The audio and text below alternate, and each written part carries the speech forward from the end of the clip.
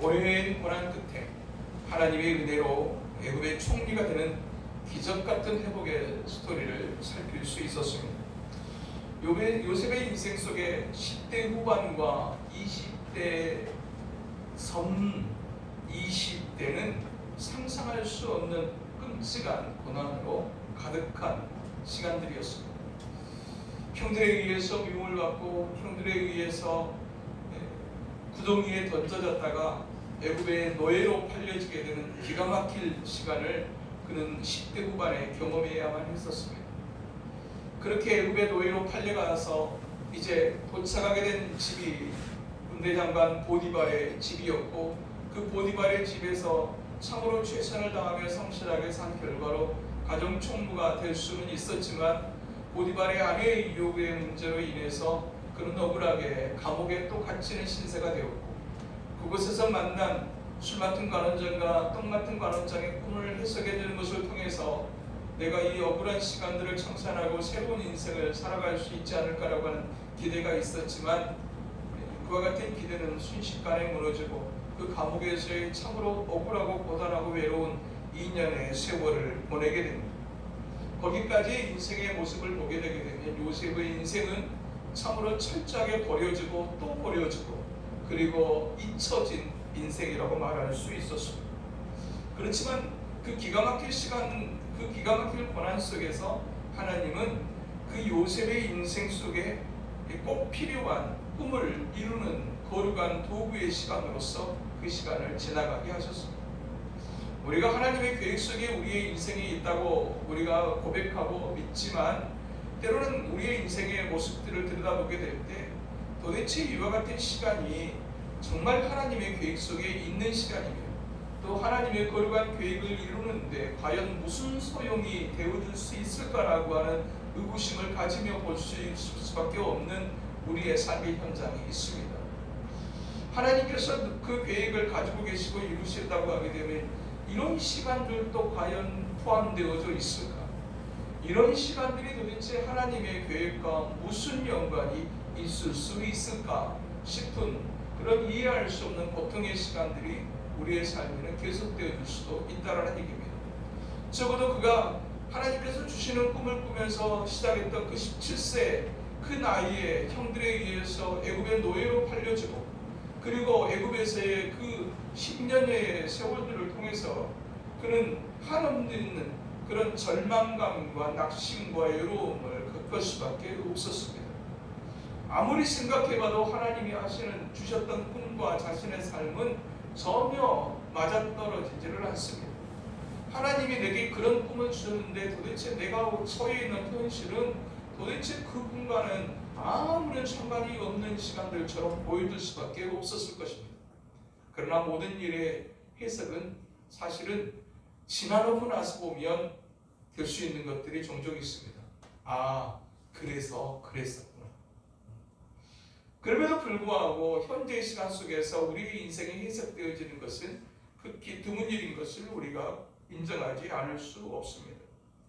고난 속에서 하나님은 요셉을 하나님의 사람으로, 그리고 장차 감당해야 될 애굽 총리의 시간들을 위해서 또 훈련하시고 가르치시고 다듬어 주셨습니다. 참으로 기가 막힐 예상하지 못했던 인생의 폭풍을 거듭거듭 해야만 했지만, 사실은 돌아보니 그 폭풍이 아니었으면 갈 수 없는 곳으로 하나님은 이르게 하셨습니다. 그곳이 애굽의 총리의 자리였습니다. 여기서 우리가 보게 되는 교훈 하나, 꿈을 가진 사람에게는 반드시 고난이 있다는 사실입니다. 고난이 없는 꿈의 성취는 존재할 수 없습니다. 마치 겨울이 없는 봄이 있을 수 없는 것처럼, 여름이 없는 가을이 있을 수 없는 것처럼, 하나님은 한 사람 한 사람을 향한 계획을 이루시게 될 때 반드시 혹독한 시련의 시간을 허용하시는 분이신 것을 말씀합니다. 그러나 동시에 꿈을 가진 사람에게도 고난은 있지만 그 고난은 동시에 기회가 되기도 한다는 사실을 우리에게 말씀합니다.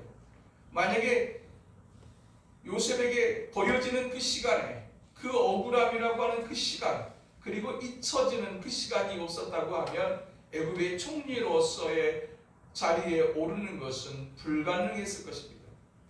정말 이해할 수 없는 인생의 순간을 겪을 때마다 성경의 수없이 많은 말씀 가운데 우리가 꼭 기억하고 붙잡아야 돼요. 아니 아예 외워버려야 될 말씀 두 곳이 있다면 저는 그것이 로마서 8장 28절과 에레미야서 29장 11절의 말씀이라고 생각합니다.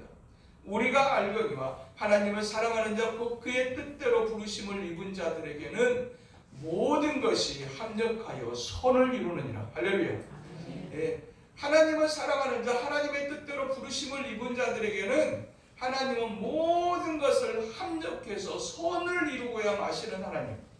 그 하나님의 의지와 하나님의 결단이 우리 하나님의 사람들 한 사람 한 사람을 향하여 분명하게 이루어지고 성취되게 하시는 하나님인 것을 말씀하고 있어서 때로는 이해할 수 없는 시간들을 겪었지만 하나님께서 그 시간들을 통해서 이렇게 하셨습니다라는 고백을 수없이 많은 하나님의 사람들의 간증을 통해서 우리는 듣게 하시듯이 오늘 우리의 인생을 향해서도 동일하게 하나님은 그렇게 하시는 하나님이신 줄로 믿습니다. 또 한 가지로 우리가 기억해야 될 하나님의 말씀이 예레미야서 29장 11절 여호와의 말씀이니라. 너희를 향한 나의 생각은 내가 아나니 평안이요 재앙이 아니니라.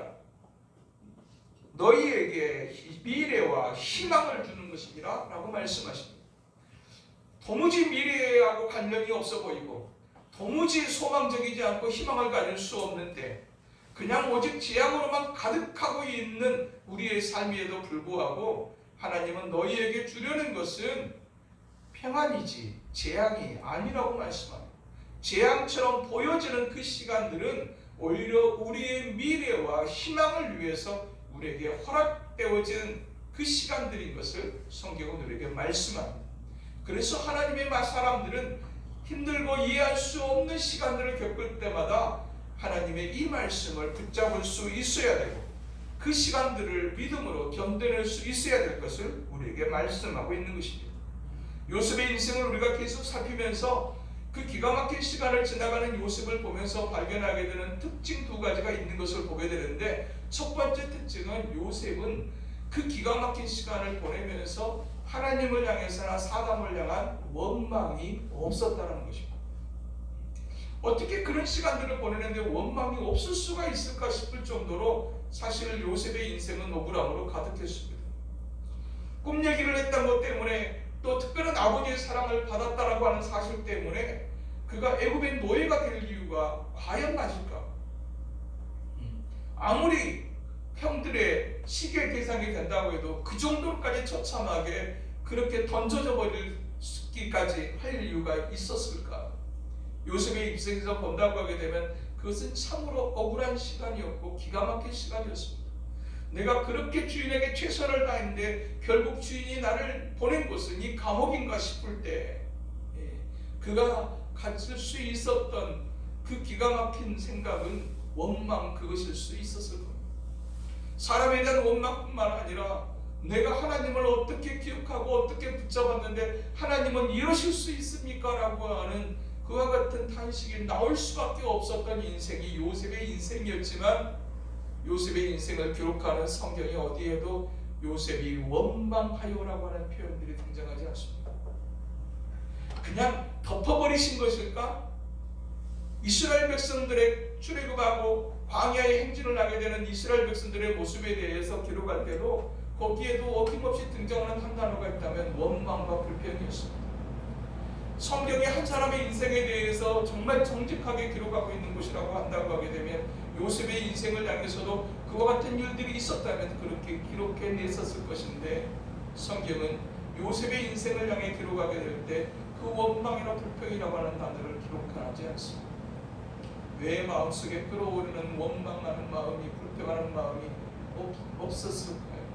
그런 마음들이 일어날 수 있을 것이었음에도 불구하고 요셉은 적어도 하나님 앞에서 사람 앞에서 원망하거나 불평으로 그렇게 자신의 삶을 흘려보내지 않았음을 성경은 우리에게 말씀하고 있는 것입니다.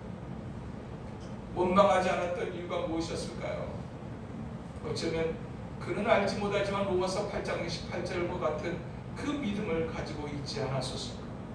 하나님을 사랑하는 자, 그 뜻대로 부르심을 입은 자들에게는 모든 것을 합력하여 서로 이루시는 하나님이신 것을 나는 믿는다. 이해할 수는 없다. 답답하다. 괴롭다. 외롭다. 그러나 나는 그 하나님을 믿는다. 그 믿음이 있었기에 그는 원망이나 불평을 쏟아내지 않을 수 있었다는 사실입니다. 또 하나 요셉의 인생 속에서 발견하게 되는 특징 하나가 있다면 그것은 하나님이 주신 꿈을 붙잡고 살았다는 사실입니다. 누구나 인생의 꿈을 꿉니다. 그러나 그 꿈을 붙잡고 살아가는 사람들은 많지 않습니다. 누구나 은혜는 받습니다. 그러나 그 은혜를 계속 간직하며 살아가는 사람들은 많지 않습니다. 하나님께서 우리에게 은혜 주실 때, 하나님께서 우리를 꿈꾸게 하시게 될 때 그것을 흘려보내지 아니하고 붙잡는 은혜 있게 되기를 주님의 이름으로 축복합니다. 2025년도 한 해에도 하나님께서 우리에게 예비하시는 은혜가 있을 겁니다. 그리고 하나님께서 우리를 꾸게 하시는 꿈이 있을 겁니다.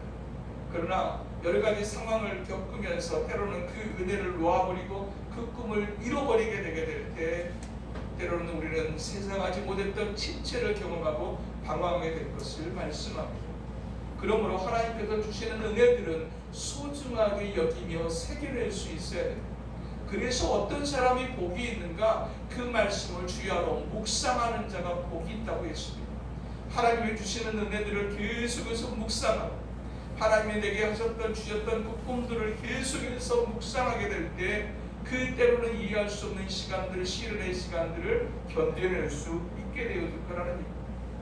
그 하나님의 약속을 붙잡고 꿈을 잃어버리지 않고 살았던 그의 삶 속에 하나님은 함께 하십니다. 그 함께 하시는 그 하나님의 은혜가 어느 날 애굽의 왕이었던 바로가 꾸었던 꿈 하나로 온통 애굽이 어지러워져 있을 때 그는 그 하나님이 함께 하시는 그 은혜를 힘입어서 바로의 꿈을 단순하게 명쾌하게 해석해 내고 대안까지도 제시해내는 그 일을 경험하고 그 일로 말미암아서 상상할 수 없는 자리로 올라가는 요셉의 모습을 우리가 보게 됐습니다. 똑같은 인생을 살아가지만 내가 가지고 있는 지혜로 살아가는 인생이 될 것인가 아니면 하나님이 주시는 지혜로 살아가는 인생이 될 것인가. 인생을 살아가는데 하나님이 우리에게 기본적으로 주신 지혜가 분명하게 있을 것입니다. 그러나 그 지혜 이외에 더욱더 하나님이 주시는 은혜와 지혜를 힘입어 살아가는 2025년도 한 해 될 수 있게 되기를 주님의 이름으로 축복합니다. 하나님이 내게 주신 지혜와 재능 위에 하나님이 도와시는 역사, 하나님이 도와시는 그 역사가 얹어지게 될 때 사람의 인생이 어떻게 바뀌어질 수 있는가 하는 것을 요셉의 모습을 통해서 우리로 보게 하시는 것입니다. 그 꿈을 해석했던 그 일로 말미암아서 일약 요셉은 애굽의 총리가 되어지고 그가 꿈을 해석했던 그대로 7년의 풍년을 경험하게 되고 그 7년의 풍년 동안에 그는 그 풍년을 잘 관리할 수 있는 시간으로 그래서 이스라엘 이제 애굽의 백성들이 얻어낸 소출의 5분의 1을 따로 구분하게 하시고 그리고 각 성의 그 이제 곡식들을 비축하게 하면서 7년의 풍년을 지나다가 그리고 이제 꿈의 해석대로 7년의 흉년을 맞이하게 될 때 그 7년의 흉년이라고 하는 것은 애굽에만 미쳤던 흉년이 아니고 애굽을 위시로 한 주변에 있는 각 나라에도 그 흉년은 미쳤고 흉년으로 말미암는 기근은 가득해지게 되었습니다. 풍년의 때를 지나 흉년의 때가 시작되어졌지만 풍년의 때를 잘 관리했던 애굽은 흉년의 때가 왔었지만 이제 크게 문제될 일이 없었습니다. 풍년의 때를 잘 관리했기 때문이었습니다. 우리 인생에도 풍년과 흉년은 교차되어 진행되어집니다. 어떤 때는 참 좋았던 때 풍요로웠던 때가 있는가 하면 어떤 때는 정말 뭘 해도 안 되는 곤고한 때가 있는 것이 우리의 인생입니다. 어떻게 누구도 피할 수 없는 인생의 흉년을 지혜롭게 이겨낼 수 있을 것인가? 그것은 요셉이 애굽을 다루었던 것처럼 흉년의 때를 잘 관리할 수 있어야 흉년의 때를 대비할 수 있고 견뎌낼 수 있다는 사실을 오늘에게 성경은 교훈해주고 있는 것입니다. 하나님께서 허락하신 2025년도 안에 하나님의 은혜를 주셨다고 느끼는 순간에, 하나님께서 넉넉하게 하셨다라고 느끼는 그 순간을 오히려 교만함으로 또 자만함으로 보내지 아니하고 정말 하나님 앞에 겸손히 그 하나님이 주시는 풍년을 잘 관리하여서 흉년의 때를 대비하고 견뎌내는 거룩한 은혜 있게 되기를 주님의 이름으로 축복합니다. 관리하지 않는 자, 준비하지 않는 자는 대책 없이 당할 수밖에 없음을 그 당시에도 보여주고 우리가 살고 있는 이 시대에도 그것은 동일하게 적용되어지는 것을 볼 수 있습니다.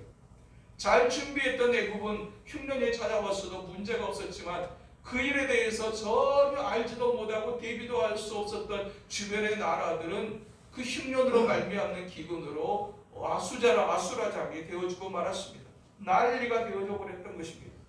하나님이 약속하신 땅 가나안에도 역시 동일하게 애굽에 있었던 찾아왔던 흉년은 그곳에도 있었습니다. 그 흉년으로 말미암는 기근이 점점 심각해지는 그때에 이 상황을 이제 지켜보던 야곱이 아들들을 불러 모아서 이렇게 이야기합니다. 42장 1절과 2절. 그때 야곱이 애굽에 곡식이 있음을 보고 아들들에게 이르되 너희는 어찌하여 서로 바라보고만 있느냐. 야곱이 또 이르되 내가 들은즉 저 애굽에 곡식이 있다 하니 너희는 그리로 가서 거기서 우리를 위하여 사오라. 그리하면 우리가 살고 죽지 아니하리라 하매. 가나안 땅에 기근이 찾아왔어요. 그 기근이 찾아왔는데 그 상황 속에서 야곱이 아들들을 불러 모아 애굽에는 곡식이 있다던데 라고 이야기합니다. 이 사실을 늙은 야곱만 알았을까요? 그의 자식들은 몰랐을까요? 야곱도 알고 그의 자식들도 알았을 겁니다. 그런데 야곱의 자식들이 이제 요 정도 되어지게 되게 되면 애굽에 곡식이 있다는 소식이 들려주고 우리의 식량은 다 떨어져가는 요 상황이 되면 자식들이 알아서 이제 움직여야 되지 않겠나 싶은 생각을 하면서 지켜보고 있는데 자식들이 서로 얼굴만 바라보고 있었습니다. 너희들이 왜 서로만 바라보고 있느냐? 라고 답답한 심정에 야곱이 아들들에게 말하고 있는 것입니다. 그러면서 더 나아가 그렇게 해라, 애굽으로 가서 곡식을 사와라 라고 얘기하면서 3절에 4절에 이렇게 또 기록합니다. 요셉의 형이 10사람이 애굽에서 곡식을 사려고 내려갔으나 야곱이 요셉의 아우 베냐민은 그의 형들과 함께 보내지 아니하였으니 이는 그의 생각에 재난이 그에게 미칠까 두려워함이었다. 이 1절부터 4절 사이에서 우리는 두 가지 사실을 보게 됩니다.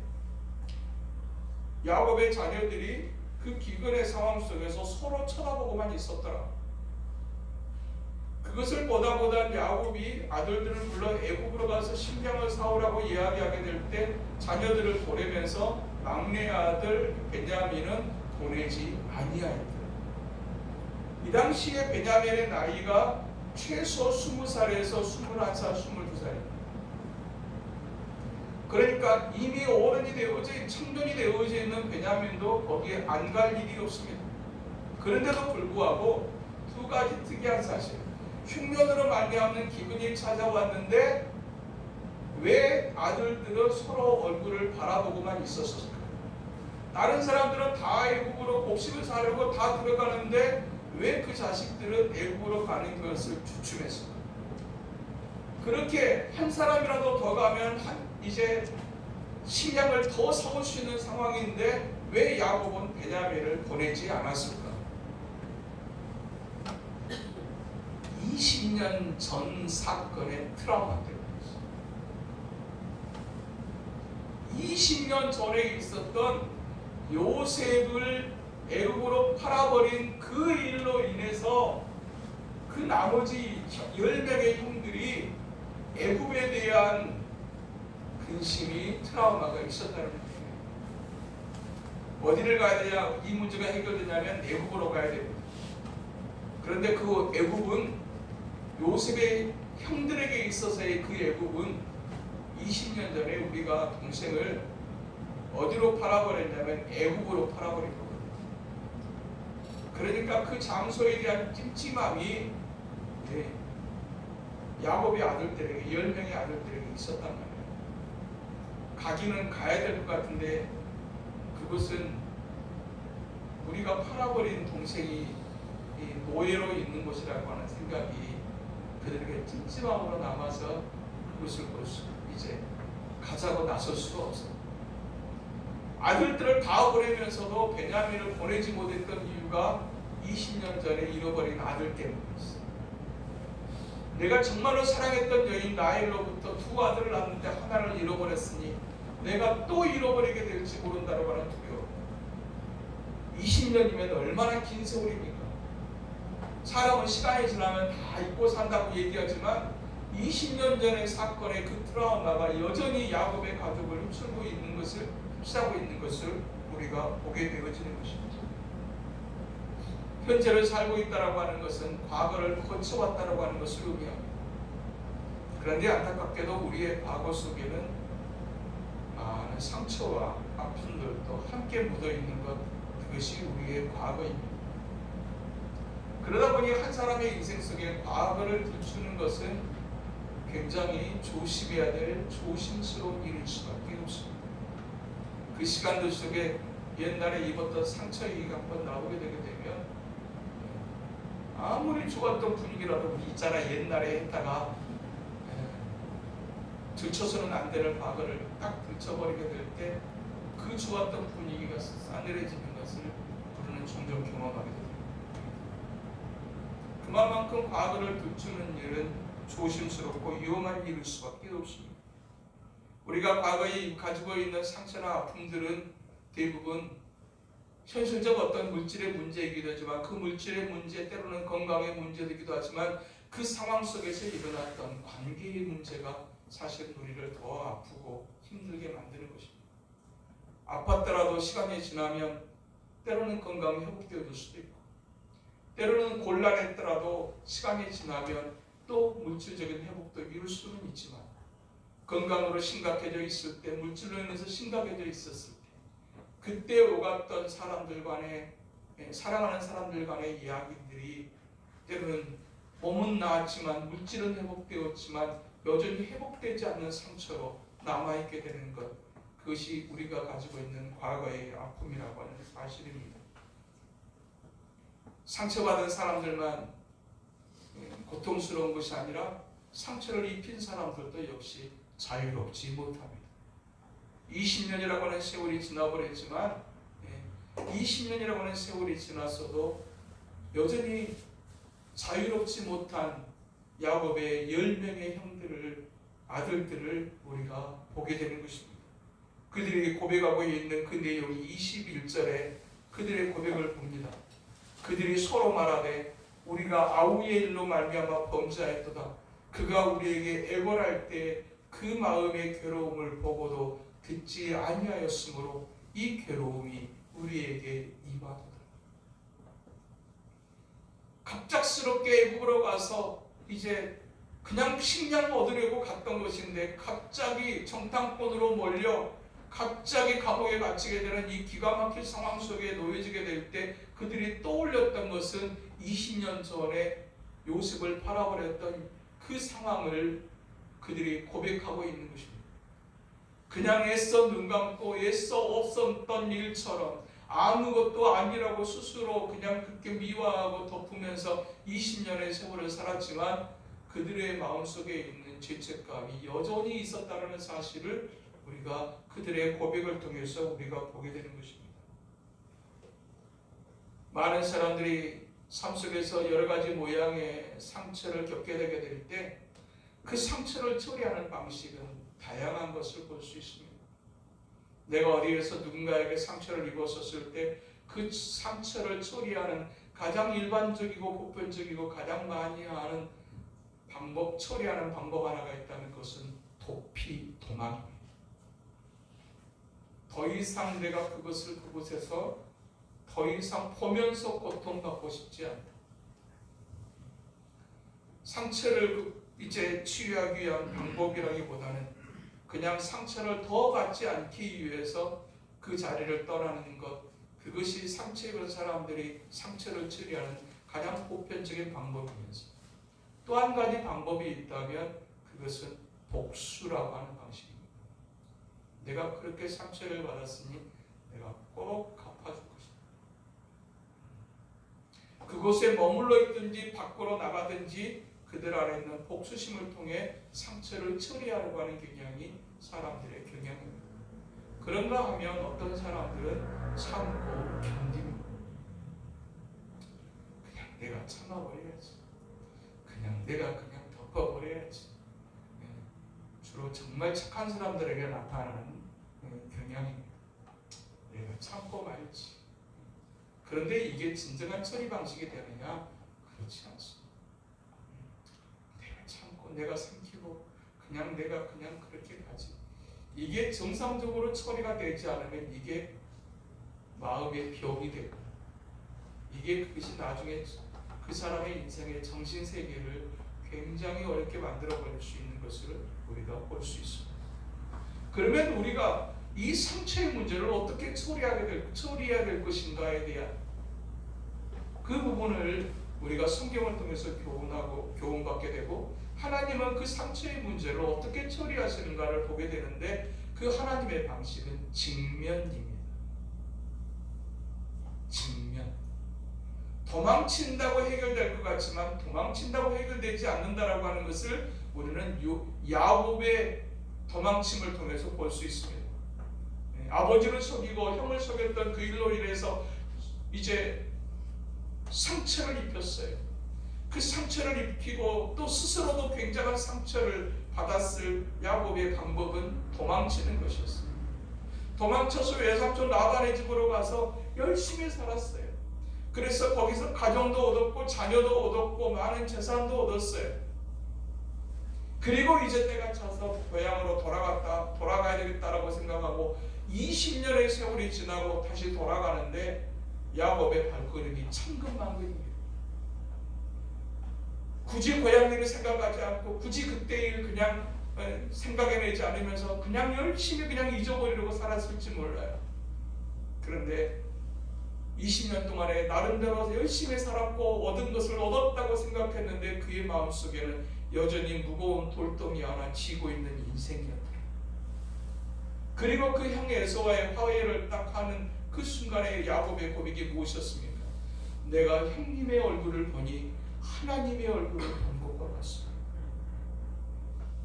야곱의 마음이 20년의 세월 속에 아버지를 속이고 형을 속였던 그 마음의 짐이 얼마나 무거운 것이었는가 하는 것을 이 야곱의 고백을 통해서 볼 수 있는 거죠. 20년 전에 내 동생이 그렇게 애걸하고 그렇게 울고 불고 나를 건져들 주심하고 나를 이렇게 하지 마시라고 얘기하게 될 때 우리가 왜 그랬습니까? 그 죄책감이 여전히 남겨져 있어서 이거 어떻게 해야 되나? 20년의 세월이 지났지만 이해할 수 없는 상황 속에 놓여지게 되자 그들이 동시에 떠올렸던 생각은 20년 전에 우리가 애굽에 팔아버렸던 그 동생에 대한 생각을 서로 이렇게 탄식하듯이 쏟아놓고 있는 것입니다. 이 상황이 도대체 왜 재현되어지게 됐을까요? 왜 이 상황이 만들어지게 됐을까요? 하나님께서 계획하시는 다음의 축복을 위해서였어요. 다음의 축복. 우리가 인생을 살면서 그냥 올해까지 내가 살고 끝나버린다고 하게 되게 되면 우리는 다음 생각할 필요 없습니다. 그냥 올 한 해 내가 가지고 있는 것 다 누리고 다 쓰면서 그냥 살다가 죽어버리는 것입니다. 그런데 오늘의 인생을 우리가 그렇게 함부로 살 수 없는 이유는 우리의 다음이라고 하는 시간이 존재하기 때문에 지금은 괴롭지만 지금보다 더 나은 내일을 위해서. 그런데 우리가 한 사람 한 사람을 향하신 하나님의 생각도 역시 지금보다는 다음을 생각하시는 하나님이십니다. 진정한 다음이 오게 하시기 위해서 하나님이 하셔야 될 일, 그것은 과거의 상처를 처리하는 일이 가장 중요했기에 하나님의 방식으로 그 문제를 풀어가시는데, 그 방식이 뭐였냐면 흉년이라고 하는 방식이었어요. 흉년이라고 하는 시간이 없었다고 하게 되면 요셉과 야곱의 아들들이 10명의 형들이 만날 일은 아마 없었을 거예요. 특별하게 흉년이라는 상황이 있어서 애굽에 곡식이 있다는 소식을 들었지만 요셉의 형들은 그것을 가기를 주춤주춤할 수밖에 없었어요. 왜냐하면 우리가 팔아버린 동생이 애굽에 있을 텐데라는 생각을 합니다. 아버지의 그 호된 꾸지람이 없었으면 어쩌면 그냥 차라리 여기서 굶지, 내가 애굽으로 왜 가? 내 마음을 또 왜 내가 괴롭게 해? 또 그 생각을 떠올리고 싶지 않아서 그들은 애굽에 가는 일을 할 수만 있으면 제대로 늦추고 싶었을 것입니다. 그런데 한 해로 끝나는 흉년이 아니라 앞으로 7년 동안 계속될 흉년에서 가지고 있는 것으로 쓰고 먹고 마시고 끝날 수 있는 시간들이 아니라 이제 애굽으로 가지 않으면 안 되는 상황을 통해서 하나님은 요셉과 요셉의 형들을 만나게 하셨다는 사실입니다.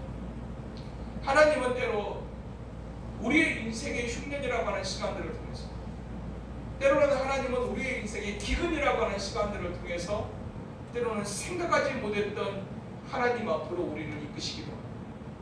마치 기근을 통해서 요셉의 형들이 요셉 앞에 설 수밖에 없었던 것처럼 하나님은 때로는 우리의 인생의 기가 막힐 고난의 시간들을 통해서 생각하지도 못했던 하나님 앞으로 서게 되는 경우가 있습니다. 애굽으로 갔는데 사실 만나기는 만났는데 요셉은 알아봤는데 요셉의 형들은 요셉을 알아보지 못했어요. 끌려가기는 했는데 하나님 앞으로 나오기는 했는데 그 하나님이 누구신지도 알지 못하는 채로 교회를 나오는 경우. 내 인생에 기근이 없었으면 내가 교회 나올 일은 없었을 거예요. 내 인생에 고단함이 없었으면 오늘 이 예배에 내가 참석할 일은 없었을 거예요. 그런데 와서 보니 그분이 예수님, 기다리고 계시는 분이 하나님이시며 예수님이셨어요. 저희 인생 속에도 그런 시간들이 있었어요. 살 이유 없다. 내가 왜 살아야 되는가? 내가 이것 살고 준비해서 안 되면 난 여기서 그냥 인생 끝낼 것이라는 생각을 하고 있던 그 고통스러웠던 시간 속에 생각하지도 못했던 곳으로 오게 되고 거기서 저는 예수님을 만날 수 있었어요. 그렇듯이 하나님은 때로 우리의 인생의 기근을 통해서 고난을 통해서 하나님 앞으로 우리의 영혼을 데려오게 하시는 분이신 것을 우리가 볼 수 있는 것입니다. 우연처럼 순찰하던 요셉이 만났습니다. 오늘 보면 6절에 보면 오늘 보면 42장 6절은 이렇게 기록합니다. 때에 요셉이 나라의 총리로서 그 땅 모든 백성에게 곡식을 팔더니 요셉의 형들이 와서 그 앞에서 땅에 엎드려 절하매. 6절에 요셉과 형들의 만남을 그냥 아주 간단하게 그냥 정리를 하고 있지만 간단한 표현처럼 보이지만 사실은 이게 절대로 간단한 일이 아닙니다. 그 당시에 요셉은 애굽의 대제국 애굽의 총리입니다. 그리고 풍년의 때가 지나고 흉년의 때가 찾아왔을 때 수없이 많은 사람들이 애굽 안에 있는 수백만 명의 사람들이 그 곡식을 사기 위해서 이제 각 성으로 들어가서 그 성을 주관하는, 그리고 땅을 이제 곡식을 비축해 놓았던 이제 그 성의 곡식을 관리하는 사람에게 가서 자기가 가지고 있는 돈으로 곡식을 사기 시작했어요. 그런데 그 흉년과 기근이 애굽 땅에만 있었던 것이 아니라 주변에 있는 나라들에게도 전체에 있었으므로 늙은 야곱도 이 소식을 들을 정도였으니까 그 소식이 주변의 나라에 퍼졌으니 그 많은 사람들이 전부 다 애굽으로 곡식을 사려고 몰려들었을 거라는 얘기입니다. 애굽 안에서 곡식을 살려가는 사람이 수백만 명, 그리고 애굽의 주변에 있던 나라에서 찾아와 곡식을 사려고 했던 사람이 수백만 명입니다. 수백만 명의 사람들이 각 성에 있는 곡식을 사기 위해서 여기저기 흩어져 곡식을 사는 상황입니다. 요셉과 형이 만났다라고 하는 것은 마치 어떤 것 같으냐면 곡식을 사기 위해서 야 서울에 가면 곡식이 있다더라, 그거 있다더라 그래서 서울을 갔는데 그것을 파는 곳이 한 곳이면 어쩌다가 만날 수 있겠지만 그것을 파는 곳이 여기저기 지점이 많이 있는 상황 속에서 요셉과 요셉의 형들이 만날 수 있는 가능성은 몇 프로나 될까요? 대제국 애굽에서 요셉과 요셉의 형들이 만날 수 있는 가능성은 정말로 희박한 것일 수밖에 없어요. 그런데 만났대요. 너무너무나 우연처럼 보여지는 그 사건이 일어나게 됐던 그 뒤에 누가 계셨을까요? 하나님이 계셨어요. 그냥 대중가의 가사처럼 우리 만남은 우연이야. 사람은 우연처럼 느껴지지만 결코 세상에 우연은 존재하지 않는다. 그냥 내가 오늘 여기 우연히 와 있는 것 같지만 그 시간들 속에 하나님의 필연이 존재한다는 사실을 우리가 보게 되어지는 것입니다. 요셉의 인생 속에는 두 개의 숙제가 있었습니다. 첫 번째 풀고 싶은 숙제는 억울함의 문제였어요. 내가 죄를 짓지도 않았는데도 불구하고 내가 이 감옥에 갇혀있게 된 이 기가 막힌 신세, 죄수였다, 주인의 아내를 겁탈하려고 했다 라고 하는 이 억울함의 문제를 어떻게 풀 것인가라고 하는 숙제와 20년 전에 나를 팔아버린 이 형들과의 이 화해의 문제를 어떻게 해결할 것인가에 관한 두 개의 숙제를 가지고 있었던 것이 요셉의 인생이었습니다. 그런데 첫 번째 숙제는 요셉이 애굽의 총리가 되어지면서 죄수를 총리로 세울 수는 없었던 거거든요. 그러니까 애굽의 총리로 딱 되어지는 순간에 첫 번째 숙제는 해결이 되어졌어요. 그런데 두 번째, 20년 전에 자기를 팔아버렸던 형들과의 화해의 문제는 풀 방법이 없었어요. 그런데 하나님께서 이 요셉의 가족들을 통한 요셉의 10아들, 이 사람들이 단순한 10사람이 아니라 나중에 한 지파석을 형성할 이스라엘을 대표하는 상징적 존재로서 이제 다음 하나님의 계획을 이루시기 위해서 하나님이 풀어야 될 또 하나의 숙제는 요셉과 요셉의 형들과의 화해였어요. 어떤 문제는 풀지 않으면 넘어갈 수 없는 다음의 스테이지가 존재할 수 있어요. 오늘 내가 해결하지 못하면 다음으로 넘어갈 수 없는 인생의 한 장면을 우리가 가지고 있을 수 있다는 얘기입니다. 정말로 장차 이스라엘의 12지파를 형성하는 그 상징적 존재의 시작점으로 이제 시작을 하려고 하게 되게 되면 반드시 풀어야 될 문제, 요셉과 요셉의 형들과의 화해의 문제가 놓여져 있었다는 얘기입니다. 어떻게 풀어가야 될 것인가? 어떻게 풀어가야 될 것인가? 요셉은 어쩌면 그가 두 아들을 낳고 므낫세를 낳고 에브라임을 낳으면서 하나님께서 나를 과거의 아픔을 상처를 잊어버리게 하셨다. 이제 그냥 전에는 그것이 정말로 한이 됐던 어떤 그와 같은 일들이 추억이 되게 만들어 보시는 하나님. 그로 인해서 므낫세라고 하는 이름을 지으면서 이제는 과거를 깨끗하게 추억으로 남길 수 있게 했기 때문에 사실 요셉에게 그 시간들은 정말 상처이기는 했지만 아픔이기는 했지만 그것이 자신의 삶을 나아가지 못하도록 만드는 것이 되지는 못했어요. 그러니까 마음속으로는 아이고 그때 형들이 참 모질었지. 그냥 이렇게 추가하는 정도로 그냥 지나갈 수 있었지만 형들의 문제는 달랐다라는 얘기예요. 형들의 문제는 달랐어요.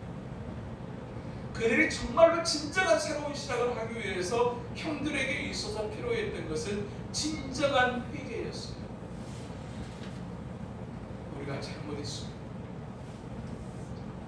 우리가 그때 너에게 정말 잘못했다 라고 하는 그들의 인정과 그 회개하는 그 인정을 기초로 한 화해, 이것이 제대로 될 수 있어야 다음이 가능했었기 때문에 하나님은 요셉과 형들을 전혀 만날 수 있는 가능성이 희박해 보이는 그 애굽에서 만나게 하셨다. 요셉이 얼마나 많은 곳을 관리하는 사람입니다. 여기저기 돌아다녀도 그냥 서울 안에 있는 여기저기만 돌아다녀도 오늘은 강동구, 오늘은 강남구, 오늘은 서초구, 오늘은 광진구, 그 많은 구를 돌아다녀도 이제 손발이 모자랄 지경인데 그냥 우연히 그냥 딱 갔는데 거기가 요셉인데 딱 거기 있는 거예요. 하나님이 하신 것이죠. 이 문제가 해결이 되어야 다음으로 넘어갈 수 있기 때문에.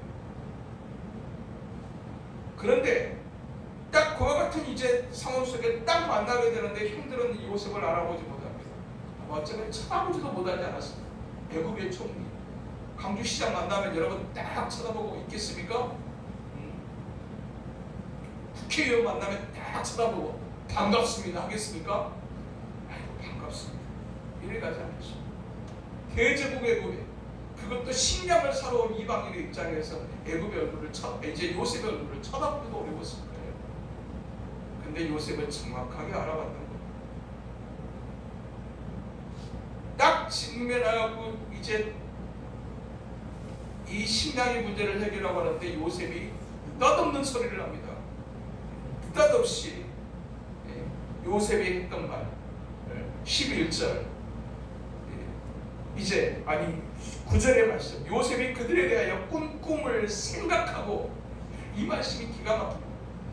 딱 앞에 형들이 와가지고 요셉을 딱 만나자 6절에 보니까 그 앞에서 땅에 엎드려 절하며 형들이 절을 하는 딱 요 지점에서 요셉이 뭘 생각했을까요?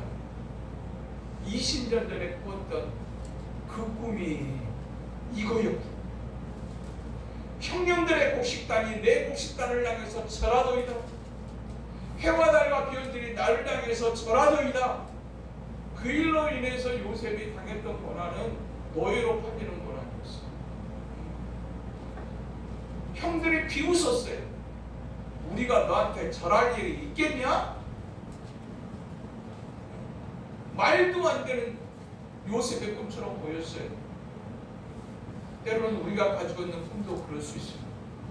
누군가가 내가 가지고 있는 내 마음속에 하나님이 주시는 꿈 그것을 생각하고 그것을 어쩌다가 얘기하게 되게 되면 사람들로부터 비웃음을 당할 수도 있어요.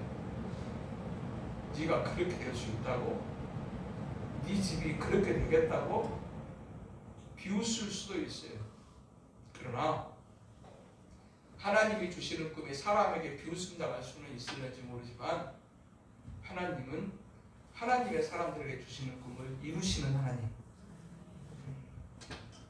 누군가가 내 꿈을 비웃어도 절망하지 마십시오.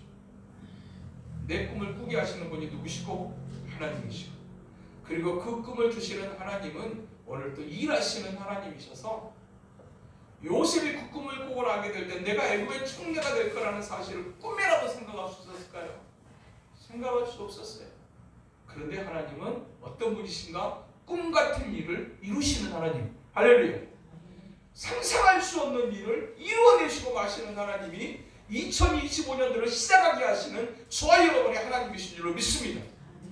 2025년도 안에 그리고 남겨진 우리의 삶 속에 하나님은 우리가 상상할 수 없는 일들을 지금도 이루어 가시는 하나님이라고 우리에게 말씀하고 계시는 것입니다. 다만 다음 단계의 진정한 축복 스테이지로 넘어가게 하시기 위해서 오늘 내가 해결해야 될 일이 있음을 모르게 말씀하십니다. 정말 2025년도 한 해가 복되기를 원한다고 하게 될 때 그런데 내일에 대한 희망과 기대를 가지고 나아가려고 하는데 하나님께서 혹시 내 안에 걸리게 하시는 문제는 없는지 우리가 이 새벽 뒤에 생각할 수 있어야 된다는 교훈을 이 말씀을 통해서 받게 되는 것입니다. 우리는 다 꿈을 꿉니다. 내일에 대한 기대를 가지고 살아갑니다. 그런데 그 기대를 가지고 하나님 앞에 나아가는데 자꾸만 마음속에 걸리게 하시는 한 가지가 혹시 있다면 그걸 해결하라고 하시는 메시지. 한 사람의 인생에서 한 지파의 리더로서 세워져야 되는데 그 일을 위해서 너희들이 해결해야 될 문제가 있다. 요셉과 화해해야 됩니다. 요셉으로부터 용서를 받을 수 있어야 됩니다. 그리고 그 맺힌 것이 그 묶였던 것이 풀려져야 너희가 진정한 지파의 리더로서 설 수 있다는 사실을 인해서 하나님은 만날 수 없는 그들을 만나게 하셨어요. 생각하지도 못했던 흉년과 기근을 통해서 그들로 만나 그들로 해결하게 하셨어요. 어떻게 풀어가시는지 우리가 또 다음 주에 한번 살피면서 4번의 걸침을 통해서 이제 이 문제를 풀어가시는 하나님의 모습을 보고 또 우리의 인생 속에 정말 진정한 다음 스테이지를 위해서 오늘보다 더 나은 내일을 준비하시는 하나님 앞에서 오늘 내가 하나님 앞에서 풀어야 될 것은 무엇인가? 여러분의 마음속에 생각나는 혹시 주의 앞에 이건 하나님 앞에 고백하고 넘어가야 될 부분들이 있지 않습니까? 기도하겠습니다.